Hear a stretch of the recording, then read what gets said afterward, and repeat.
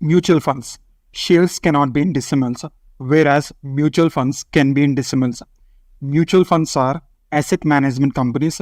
Mutual funds issues units. Units in mutual funds are taken in two decimals. How to calculate NAV of mutual funds? NAV means a net asset value. Net asset value of mutual fund equals to net assets divided by number of units. Net assets equals to total assets minus total liabilities. Assets are divided into two categories: investments, other assets. Investments are valued at market value, whereas other assets are valued at a realizable value. NAV changes on daily basis. Net assets of the scheme. How to calculate net assets of the scheme? Closing cash balance plus closing market value of investments plus receivables plus accrued income plus other assets minus accrued or outstanding expenditure minus other payables minus other liabilities gives net assets of the scheme. How to calculate closing cash balance? Consider opening cash balance. How to calculate opening cash balance? Issue proceeds minus initial investment. Issue proceeds minus initial investment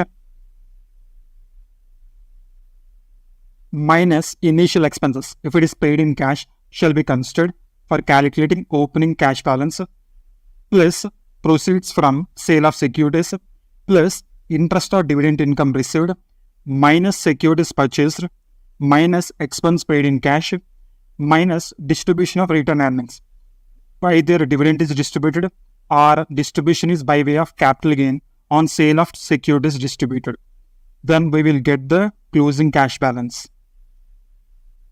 Calculation of closing NAV using opening NAV. Opening value of net assets, that is opening units into opening NAV, plus portfolio value appreciation, plus issue proceeds. How to calculate issue proceeds?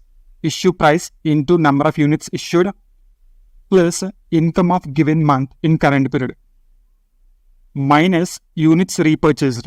How to calculate units repurchased? Repurchase price into number of units purchased minus income distributed gives closing value of net assets. How to calculate closing NAV? Closing value of net assets divided by closing number of units gives closing NAV. This is the way we calculate closing NAV using opening NAV. Next, load. Load is of two types: front-end load or entry load, back-end load or exit load. Front-end load or entry load is charged on NAV at the time of purchase of units by the investor. Entry load in rupees equals to issue price minus NAV. Entry load in percentage equals to issue price minus NAV divided by NAV into 100. Next, back-end load or exit load. It is charged on NAV at the time of redemption of units by investor. Exit load in rupees equals to NAV minus repurchase price or redemption price. Exit load in percentage equals to NAV minus repurchase price divided by NAV into 100. Dividend or income equalization. Dividend or income equalization is received at the time of issue of new units to unit holders. Then it will be added. The final calculation will be NAV plus entry load plus dividend equalization. Next, dividend or income equalization is paid at the time of redemption of units from unit holders. It will be added to at the time of redemption. The final calculation is NAV minus exit load plus dividend or income equalization. So, in both the cases, dividend or income equalization will be added at the time of issue, at the time of redemption also. Next, how to calculate income available for distribution of mutual funds. Following are the columns: particulars, units, income per unit in rupees, total income in rupees. Income of the month. Consider opening units in the units column and amount in the income per unit column and total income in the total income column, plus dividend equalization received on issue at the rate of above per unit income. We will minus the unit issued in the unit column and income per unit will be same as above column, and total income will be calculated. Next, add income of next month. It will be added in per unit column and total column. Less dividend equalization paid on repurchase.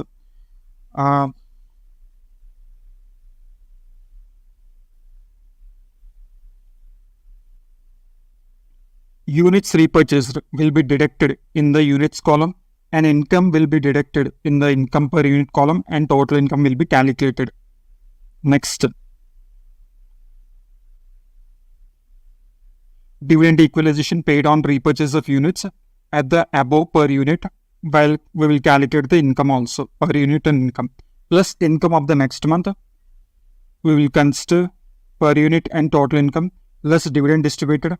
We will back less from per unit and total column. We will get the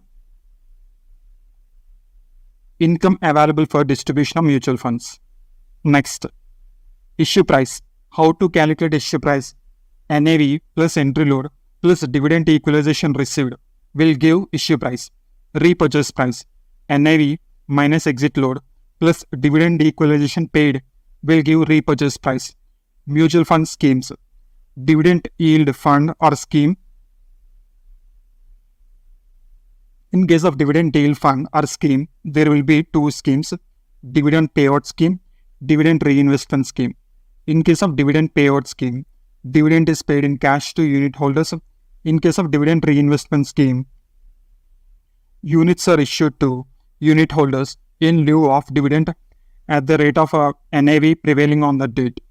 Format is date, opening units, dividend percentage. Date will be of two types: investment date, dividend payout date, dividend payment date. Next, dividend percentage will be considered dividend reinvested in rupees, and NAV will be considered dividend reinvestment. Dividend reinvestment equals to dividend reinvested in rupees divided by NAV. Closing value, closing units. Closing units equals to opening units plus units reinvested. Closing units equals to opening units plus units reinvested.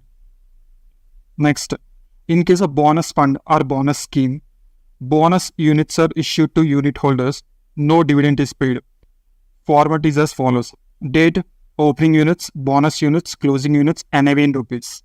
Next, growth fund or scheme. No dividend is paid to unit holders.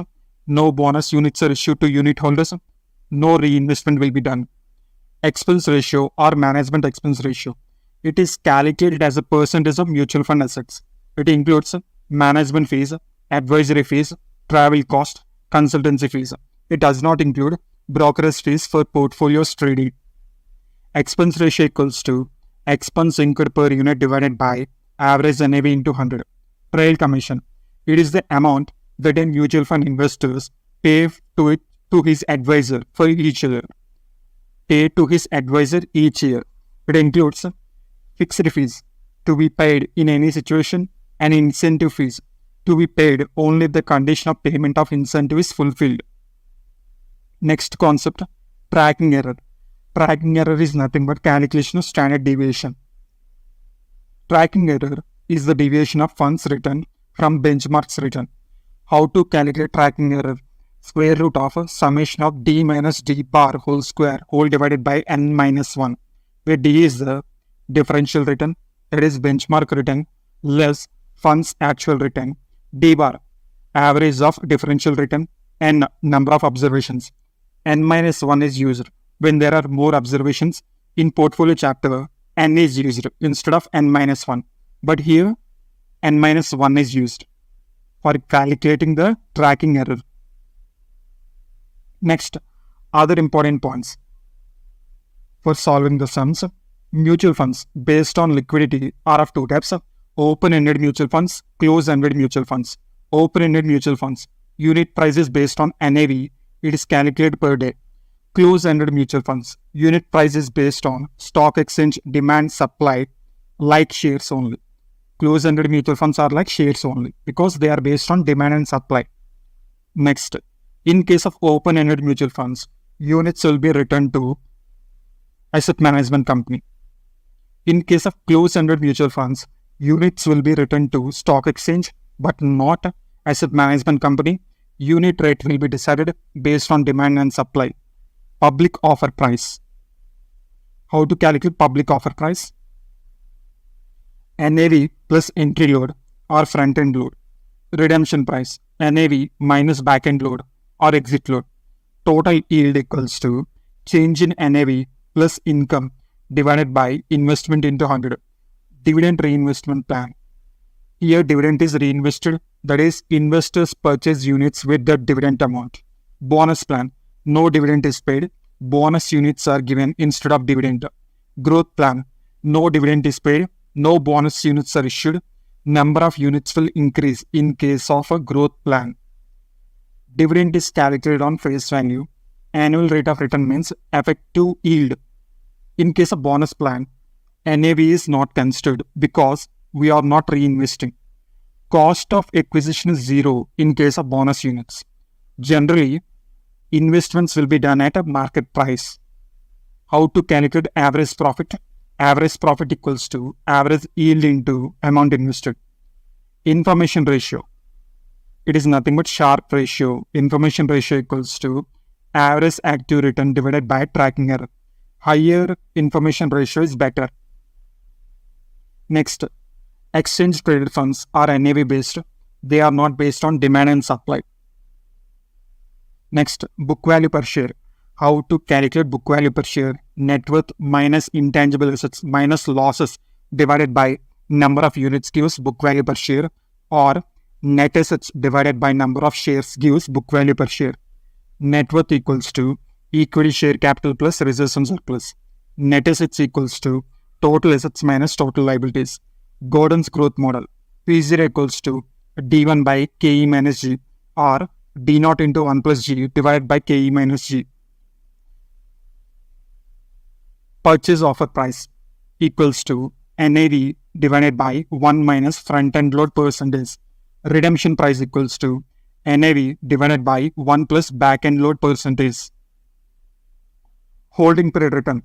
NAV1 minus NAV0 plus dividend or interest plus capital gain divided by NAV0 into 100.